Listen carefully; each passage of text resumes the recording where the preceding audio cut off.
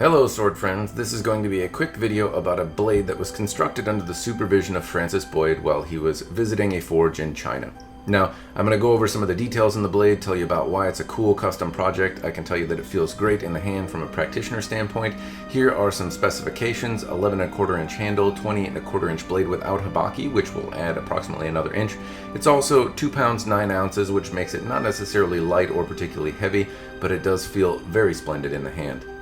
The saya is a brown-black ishime with a partial rattan wrap and horn koiguchi, koijiri, and kurikara.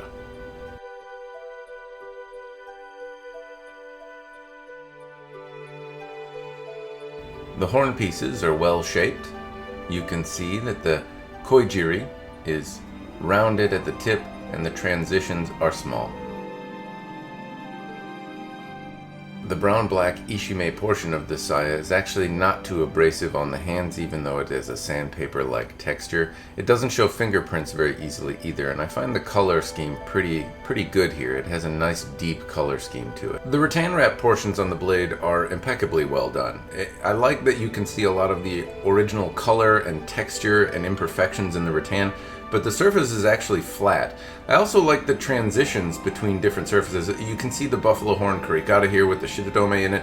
Look around the edges and you can just see how well the transition lines are done. Again, around the koiguchi, you can see that the rattan wraps in and there's no real bulky, odd transitions between the surfaces.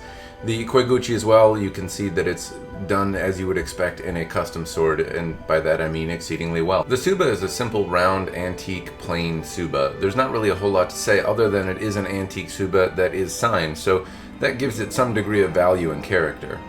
The tsuba does have a very slight wiggle horizontally, but not anything vertically. This isn't something that's terribly uncharacteristic of any sword, though. It changes with heat and humidity and all of that type of stuff. In any regard, the stuff looks great in terms of it being simple. It matches the theme of the sword very well, and I am pleased with the overall look. I think simple was a very good design choice here. The tsuka, or tsuka, depending on your pronunciation, is wrapped in brown silk ito over small nodule black samegawa. You can see there's an alternating pattern here, and just that the diamonds are nice and even and crisp and clean. Overall, it's a very well executed wrap, and the shape of the tsuka is great. I'm thinking that it's very solid from a practitioner standpoint. Everything is very tight. There's a little bit of wiggle over the minuki that's not terribly strange, but overall it's very well done, very even and very clean. There's a single makugi peg. The kashira doesn't move around. The makugi is made out of fire-hardened bamboo. A single peg is used, and that is on the traditional side of things.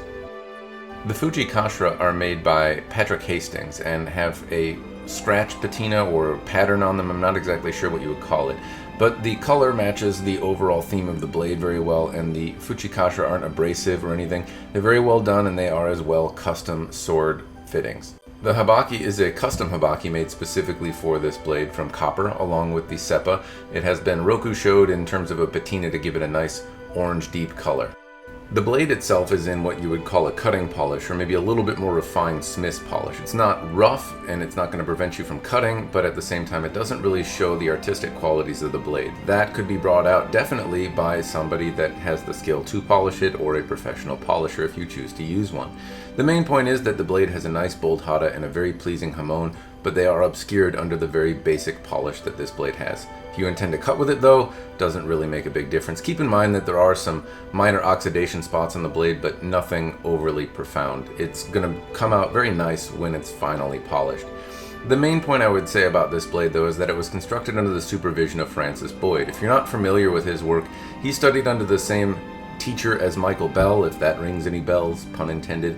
But the main point is that he is a renowned swordsmith in his own right, and this blade was constructed in a San-Mai construction or a laminated construction of some type with his supervision overseas. Now, the blade was purchased from Francis Bod directly by the person that mounted this sword, and so I have it on good authority that the story about Francis Bod overseeing it is actually true. There's a lot of details and things that are right in this blade, right down to the nakago. The blade is very nice, and the custom mount makes it an incredible package overall. If you have any interest in it, please let me know. It is going up for sale on the eBay.